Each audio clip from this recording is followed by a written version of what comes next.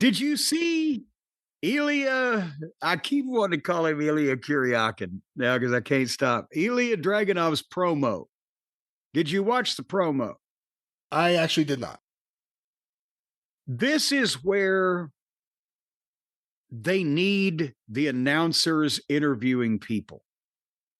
And I don't know why that they abandoned years ago that concept and just went to, I think it was obviously again another thing that our friend Shitstain probably pioneered, but where the long solo monologue and with the dramatic spotlight of whatever, instead of being a sporting television show and the announcer, the commentator interviewing the fucking athletes. Ilya has great natural likability, chemistry, charisma, the way he moves in his matches and the underdog thing and the feistiness. And being Russian or wherever he's from that passes for Russia, English is a second language, but he sounds about 5 octaves or whatever lower than old Kyle Felcher does over in AEW.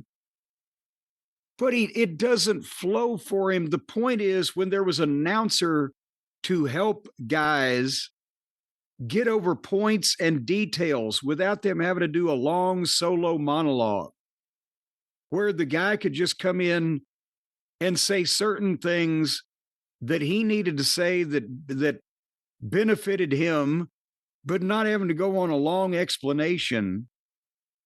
Do you see what I'm saying? It made it sound more legit, and it picked up the fucking pace and got the information out. Do you miss those days like I do, Brian? I've been thinking a lot about it. I thought we would talk about it later on, but we'll do it right now because, we're just talking about Ilya here. We could talk about a bigger issue industry-wide, which are the promos. And for all the talk of like boring old wrestling tropes, maybe the worst and most boring are the tropes of Vince McMahon, which is this format that everyone has adopted. Everyone does. Go out there with a microphone and do your, they do more than a stand-up comedian does. A stand-up comedian's not up there that long for their set sometimes. And they go up there and they recite something and it doesn't sound genuine. And I forget even what it was, but I was thinking about it recently with a feud that's on wrestling right now, where you see face-to-face stuff. And we've seen a bunch of it recently with Adam Page in AEW. We saw the Chris Statlander performance with Tony Storm a few weeks ago. CM Punk and Jey Uso. Like, all these face-to-face things are happening.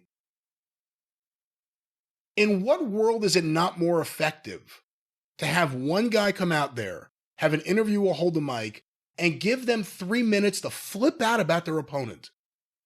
Or just, if that's their thing, maybe not everyone's going to scream or yell, but go out there and cut your opponent down in a way that doesn't hurt them, but makes people think, oh my God, I can't wait to hear what that other guy's going to say. Sell the match, sell the issue, sell the angle. Everything now is a limp confrontation where there's no reason why death couldn't happen, except two people are standing there deciding not to do it, but they agree they hate each other and they're going to do it soon.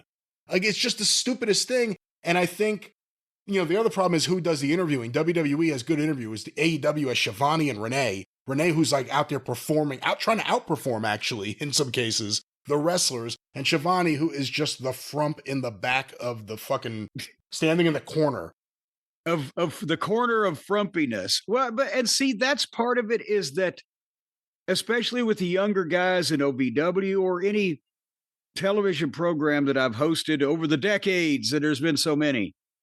But you get with the guy and go, okay, what are we talking about here? And then I come up with, here's my lead-in question. I'm going to come to you with this. You'll say something about that. And then let me ask you this. We got 2 or 3 questions and some ability to go back and forth, and he can get the fucking point out. And I know where he's done and where he wants to get out. And then, and back to you guys.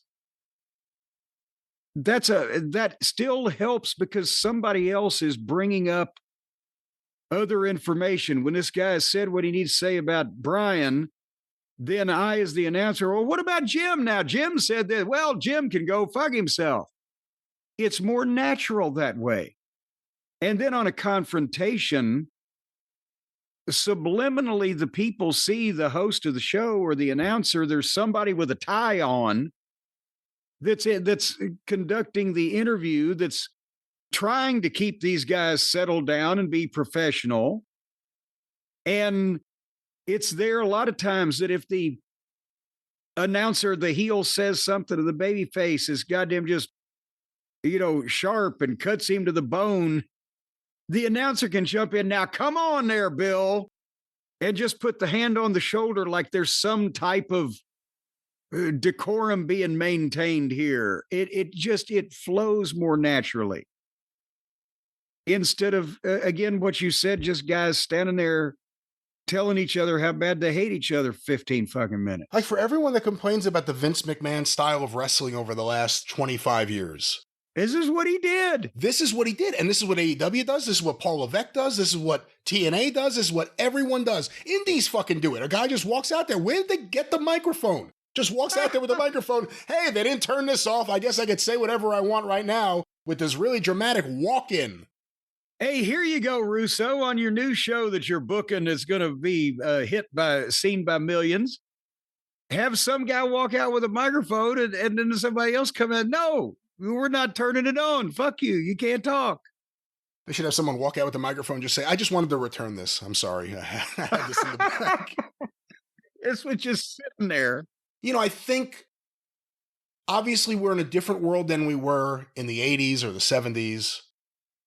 But I think there are specific things that work for professional wrestling on TV that the industry got completely away from because of Vince McMahon's embarrassment about this being the industry. And I think you're not going to have local promos anymore because what's the value in that? But you need the local promo type promo to make you care about Saturday night's main event or the pay-per-view or whatever it is. And they're not doing it. Instead, you have guys coming out there, and I guess maybe because they have to fill up so much time, they are endless speeches.